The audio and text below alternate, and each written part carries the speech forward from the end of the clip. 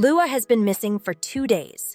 The whole country should be in an uproar over the disappearance of the granddaughter of Korea's largest conglomerate. But nothing of the sort happened. Everything was calm, as if it had never happened. However, someone later wonders what's going on. And at another moment, a girl from Lua's group claims something is wrong, that no one knows anything about her.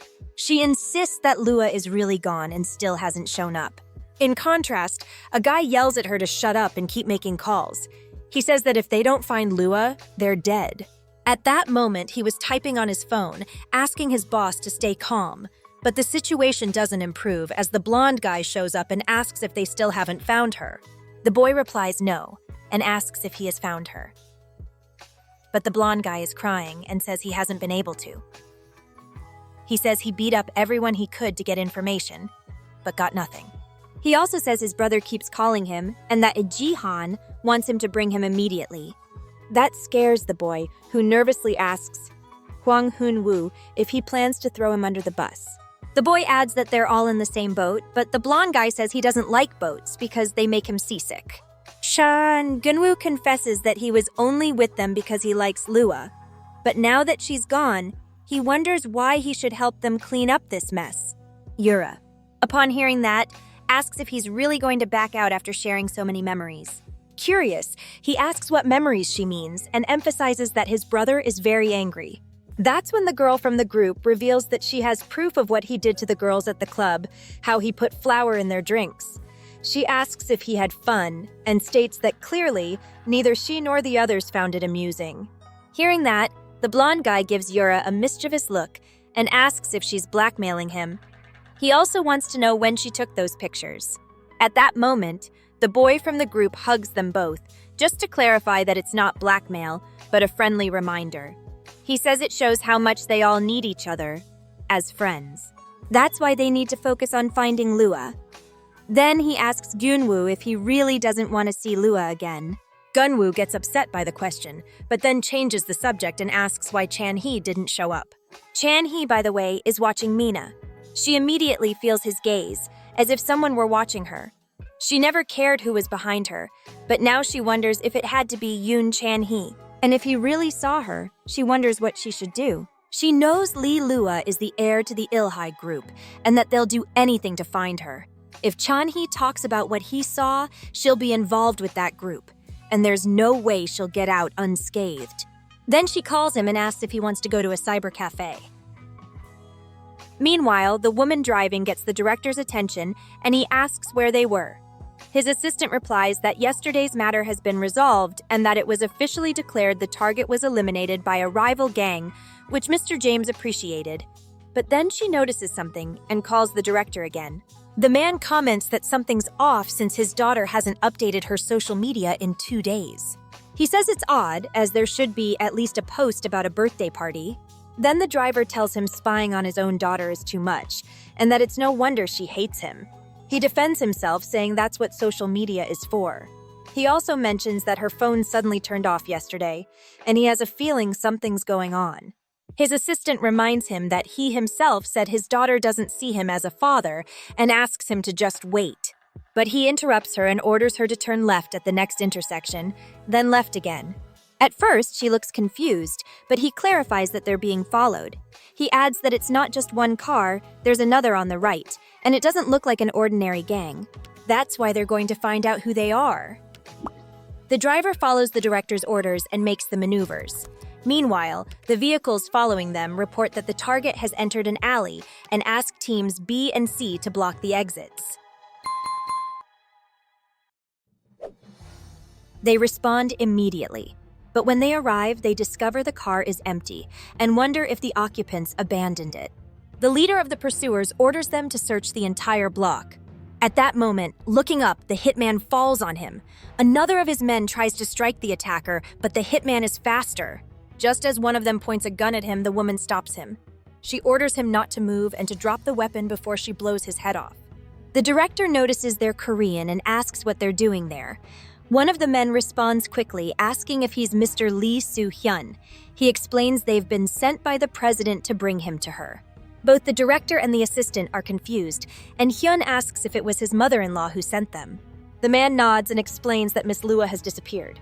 Meanwhile, at the cyber cafe, Mina notices that the Ilhaya Group's homepage still hasn't announced Lua's disappearance. She wonders if they're trying to cover it up and also what's going on with the president, since she seems too calm even though her granddaughter is missing.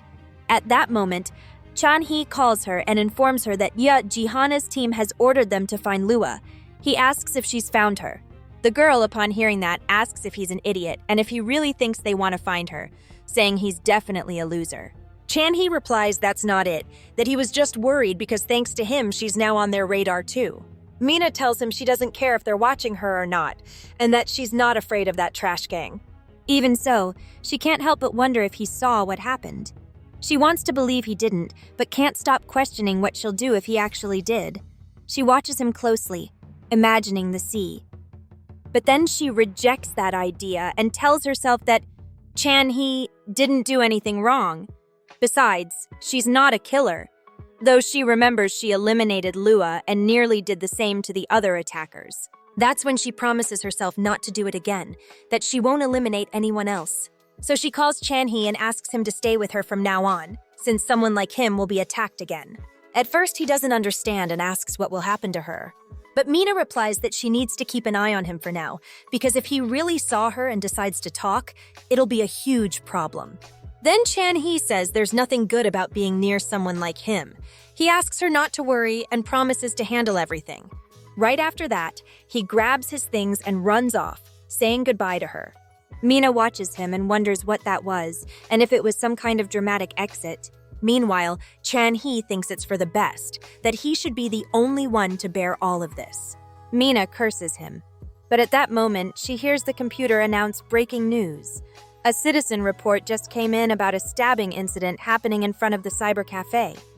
Nearby residents are advised to stay home and seek safety. It's revealed that the man causing chaos is shouting that he'll eliminate everyone until no one's left, attacking anyone who comes close. Just then, Chan-hee leaves the cyber cafe. Upon seeing an injured woman on the ground, he asks if she's okay. But the attacker notices him and screams that they're all on the same side, starting to walk toward him while shouting he'll eliminate him, calling him a government dog. At that very moment, Mina teleports above the man. But before all of that, watching the situation, upon seeing Sir Chan-hee, she wonders why that idiot isn't running away. However, she then reflects that if things keep going like this and Chan-hee dies, that would be good for her. Then the man lunges at the boy and Mina watches intently. At the same time, she remembers Lua's words when she once mocked, "How does someone get stabbed by a drunk? So pathetic." In that instant, Mina teleports right above the man, dropping onto him and stopping him from stabbing Chan-hee. Everyone present, upon seeing her, wonders where that girl came from and comments that she caught the killer. The man, meanwhile, yells at her to let go. Mina thinks she arrived just in time and wonders what she should do now. Chan-hee, alarmed, tells her to be careful because the man is about to stab her. Then she activates her power, disappearing from the scene and reappearing in the sky, several meters high, carrying the deranged man with her. He starts screaming while Mina reflects that she acted without thinking. She wonders what to do next, aware she needs to reach a place without people. But the man struggles, shouting at her to let go. Suddenly, he manages to twist violently and wounds her, causing them both to separate in midair. As she watches him falling away, Mina remembers what happened with her father. That's when she makes a decision. Leave him to his fate, or rather, bring him to his end. The man ends up crashing into the ground. Everyone nearby is horrified to see the body. They wonder where he fell from and confirm it's the guy with the knife. Some question if he's dead. The police arrive quickly and ask the student if he's okay. Meanwhile, Mina reappears by teleporting onto a car. Out of breath, she reflects that, once again, she's eliminated someone. She looks at her hand, reaffirming that she's done it again, and starts to smile at what she's done. A news report states that a random stabbing took place in front of a cyber cafe. 4 people were injured, but fortunately, there were no fatalities.